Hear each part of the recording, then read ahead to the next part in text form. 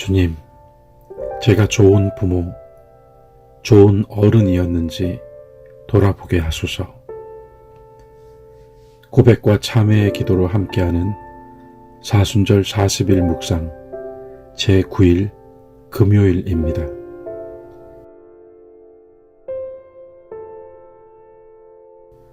인자하신 하나님, 사랑하는 자녀와 조카들과 교회의 어린이들을 품에 안겨주셔서 감사드립니다.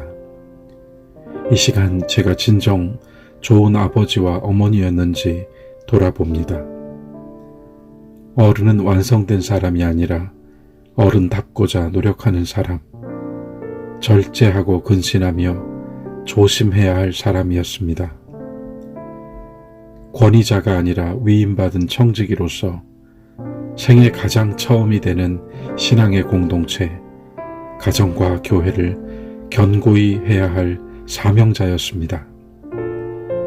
주님의 뜻을 어린 가슴에 심어주고 주님의 사랑을 그 존재 안에 담아주며 주님의 십자가를 그 손에 쥐어주고 주님의 말씀을 그 마음판에 새겨주어야 했습니다.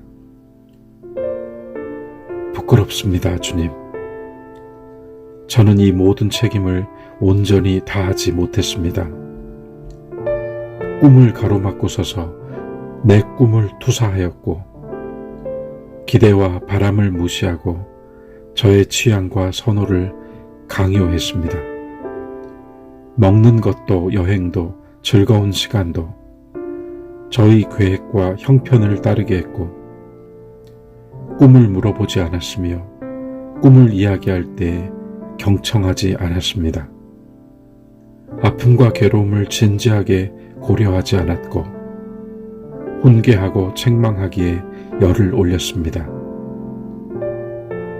주님께서 기뻐하시는 사람으로 키워야 했는데 제 마음에 드는 사람으로 키우고자 했고 주님 나라에 필요한 사람으로 세워야 했는데 세상에서 떵떵거리는 사람 되라고 다그쳤습니다. 아이들의 신앙을 점수와 성적으로 유보시켰고 순수한 마음을 경쟁과 승부로 오염시켰습니다. 그렇게 아이들이 자라고 어른이 된 이들도 있습니다. 우리에게 맡겨주신 자녀들이 바른 인격과 온전한 신앙으로 설 수 있도록 지금 우리가 무엇을 해야 하는지 깨닫게 하소서. 그들이 하나님을 잃어버린 채 방황하지 않도록 주님께서 붙잡아 주소서. 예수 그리스도의 이름으로 기도드립니다. 아멘.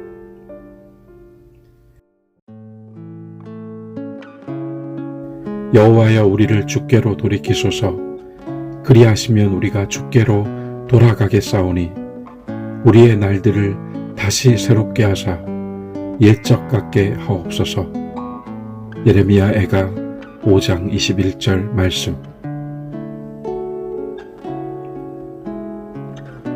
10여 년 전에 교회에서 어린이부 교사로 봉사하셨던 한 집사님으로부터 이젠 대학생이 된 제 딸아이의 어린 시절 이야기 하나를 전해 들을 기회가 있었습니다.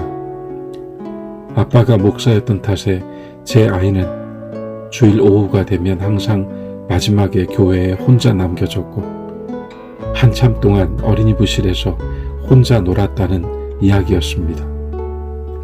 아침에는 친구들과 만나 신나게 놀고 예배드리고 하였지만 언니, 오빠, 친구, 동생들이 하나둘 부모님의 손을 잡고 교회를 떠난 뒤에는 마지막에 변함없이 제 아이가 혼자 남게 되었답니다.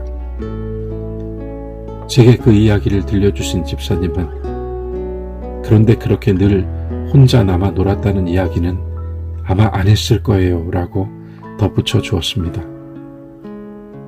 목사의 아이로 자란 제 딸의 이야기로 먼저 시작하였습니다만 오늘 나누고 싶었던 것은 바로 이것입니다. 어쩔 수 없이 자녀는 부모의 삶이 드리운 그늘 아래에서 자랄 수밖에 없다는 사실 말입니다. 그 사실의 중요성을 다시 한번 생각해 보면 좋겠습니다. 손자, 손녀의 경우도 크게 다르지 않을 것 같습니다. 우리들의 어른됨은 그것을 생각하고 그 아래에서 성장하며 보게 될 아이의 세계를 위하여 자신의 삶을 굳게 하고 신앙을 바르게 하는 데 있지 않을까요? 땅에서 365년을 살다가 죽지 않고 하나님께로 간 에녹을 떠올려 봅니다. 창세기는 에녹이 65세에 무두셀라를 낳았고 그 후 300년 동안 하나님과 동행하며 자녀를 낳았다고 말합니다. 우리로 가정을 이루고 자녀를 선물로 주신 하나님의 뜻이 엿보이는 말씀입니다. 에녹이 무두셀라를 낳고 하나님과 동행했다는 것은 그가 가정의 짐, 아비로서의 짐, 가족을 이끌어가야 하는 책임을 무겁게 받아들였고 결코 자신의 힘만으로는 감당할 수 없다는 것을 인정했다는 의미가 담겨 있습니다. 때문에 에녹은 아들 무두셀라를 낳고부터 더욱 하나님 의지하며 그분의 도우심을 필요로 하는 신앙인의 겸비한 마음과 삶의 자리를 가졌다는 이야기겠지요. 우리도 다 같은 마음이라고 생각합니다. 사랑한다는 것은 기도하고 있다는 것이며 기도한다는 것은 주님을 의지하여 살고 있다는 것입니다. 에녹의 경우로 보니 자녀와 손자는 진실로 우리가 하나님과 동행하는 삶을 살도록 이끌어주는 가장 아름답고 찬란한 주님의 선물입니다. 아이가 잉태되어 엄마 뱃속에 있을 때로부터 태어나 자라면서 보여주는 그 모든 경이롭고 신비한 순간들을 통해 우리를 행복하게 해준 시간들을 통해 자녀는 이미 해야 할 효도를 다했다는 한 어른의 말씀도 생각납니다. 수호천사가 따로 있겠습니까? 오늘도 나로 하여금 살게 해주고 내 삶의 동력이 되어주며 내가 참고 견뎌야 할 이유, 내가 열심히 살아가야 할 이유, 내가 기도해야 할 이유가 되어주는 자녀가 바로 주님께서 보내주신 나의 수호천사입니다. 자녀의 모든 것은 내가 준 것입니다. 장점도 내가 준 것이고 단점도 내가 준 것이며 약점도 내가 준 것입니다.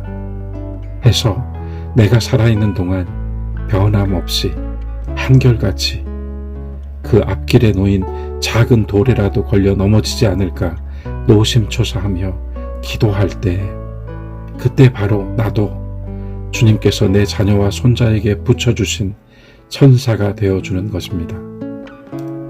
사명은 끝나지 않습니다. 지금 후회하는 것은 또 잠시입니다. 허나 영원히 아파하고 탄식할 일을 남겨놓고 주님 앞에 서지는 말아야겠습니다. 교회를 하나님의 가족, 하나님의 가정이라고 부르는 것은 교회에서 어린 아이들에게 세례를 주는 것과 함께 모든 어린이를, 모든 자식들을 내 아이, 내 자식이 아니라 우리들의 자녀로 키우겠다는 모두의 약속과 신앙 고백이 새겨져 있기 때문입니다. 우리는 참 많은 자녀들을 두고 삽니다.